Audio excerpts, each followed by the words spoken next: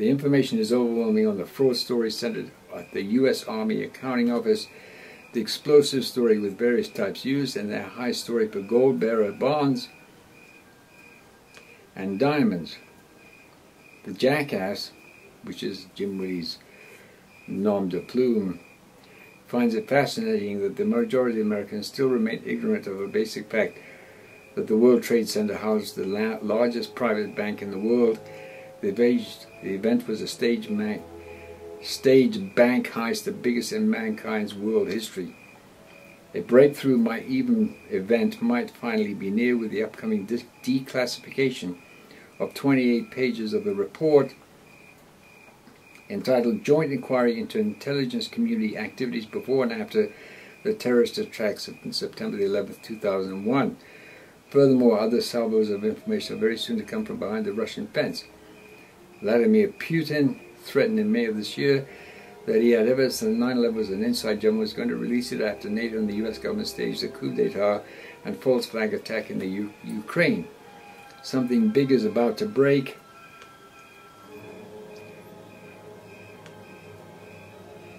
The U.S.-European Union alliance. See the Dollar Vigilante article. After 9/11 hit the scene, the event enabled a fascist dictatorship to take hold of the U.S. government offices. In the following months, a group of engineers made an impression on dispelling the official story. They did a credible job. Their head, however, was removed from Brigham Young University engineering faculty to the shame of the institution. In this place has come a truly massive, far more impressive group called, and you probably can Google these guys, Architects and Engineers for 9/11 Truth, or AE1000. They deal in scientific data, not bullshit, claptrap nonsense. They might be distinct groups, I'm not totally sure. The message by Richard Gage, its founder, is of a major gold heist at the World Trade Center on 9/11. Gage was interviewed on C-SPAN. He did a great job at dismantling the official story and answering the critics. The walls are crumbling down, finally, around the nonsensical, illogical, absurd official story put forth by the criminal accomplices in the United States government. C-SPAN posted the interview on August the 2nd amid some hubbub. See the C-SPAN interview here, YouTube video here, and the word press article here. As evidence with publicity generated on some verifiable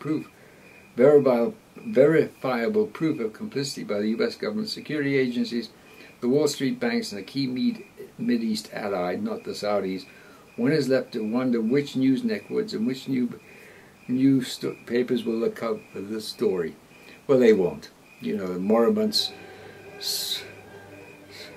soporific media, otherwise known as the Ministry of Truth, after Orwell, they're not going to cover it.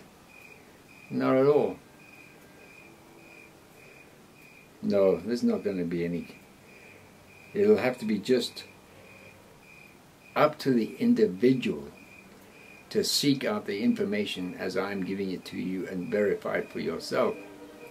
And, you know, if anybody who believes anything that comes out of any entity belonging to the federal government or the useless states of America is simply brain dead. I mean, you're not going to believe anything they say. They cannot be trusted. They have no credibility. So why even bother listening to them? Go and dig out the sources that are available on the internet, and there are many of them. You just have to do your homework, otherwise known as doing our due diligence.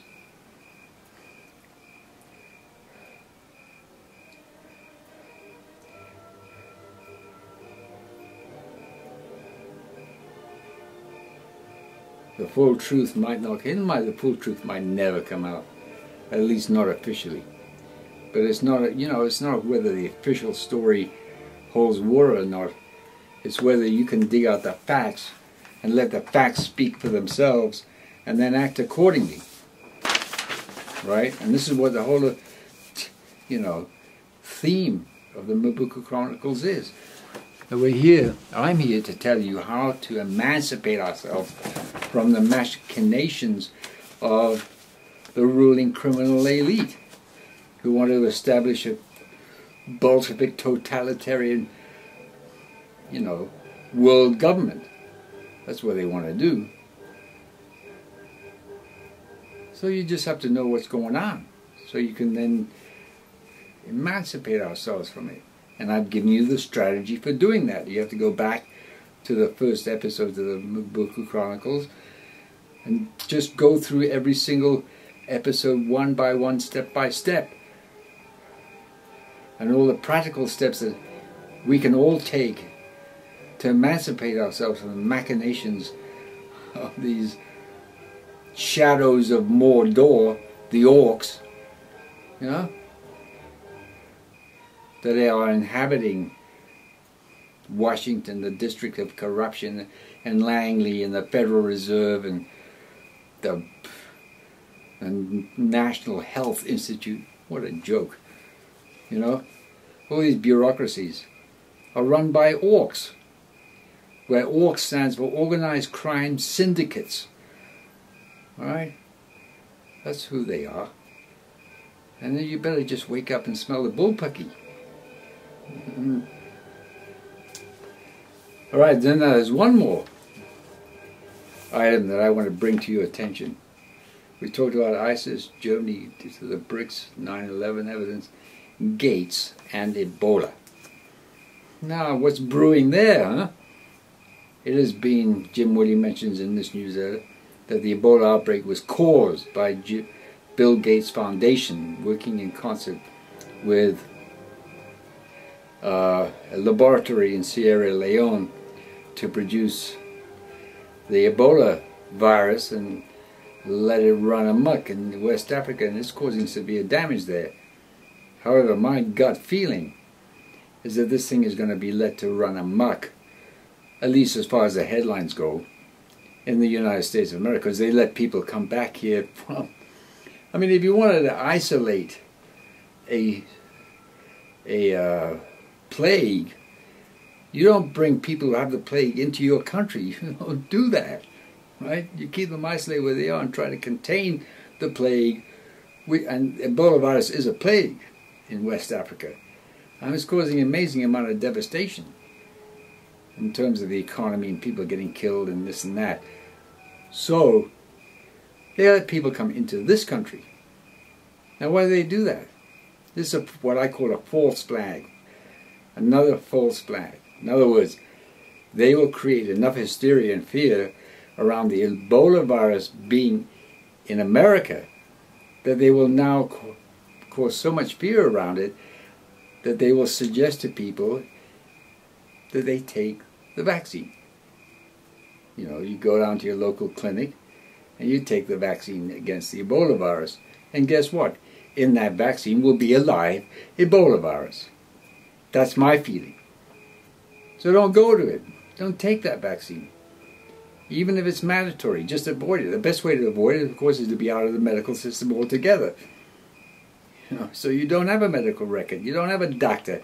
You don't have an HMO. You don't have any of that. You're simply not on the radar screen. And how do you do that? Well, you go back to the first episodes of the Mobuku Chronicles and you just go through them so that you can find out how practically to get out of the system. Jim Sinclair, JS Mindset, he's always telling people to get out of the system, but he's only talking financially. The fact of the matter is, you have to get out of the system medically also. So you don't see a doctor, you don't have a checkup. You don't have a record anywhere. I don't have a record. Medical record? Not at all. Not since I left. I came here, 1979. I haven't seen a doctor. I've been ill. I've had sicknesses, but I know how to take care of them without going to the doctor, using natural healing methods. Alright, so here we are. We have about 10 minutes left. I like to do these about 45 minutes or so. Now, maybe an hour.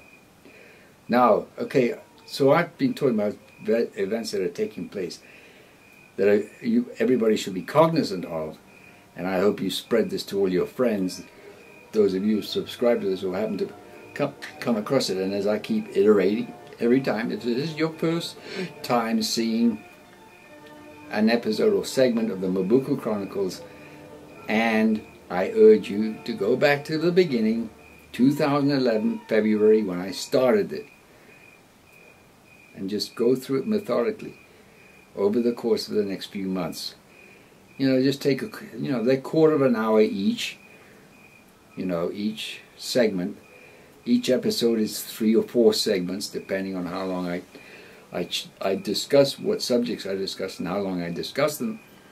And you just have to take a quarter of an hour out of your day every day and just work through them and take the notes. Go to my website, buy my book, The End of Medicine, and check out macrobiotic places in your area.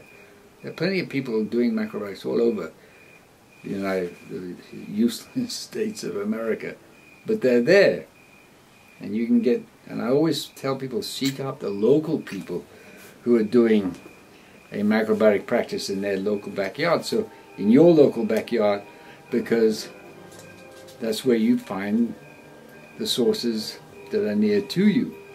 You've got to talk to people, live people, talk to them. Listening to me or reading it on the web or buying a book is fine, it's so very good, but there's no substitute for getting together with people who are doing a macrobiotic practice, and you can discuss all the manifold benefits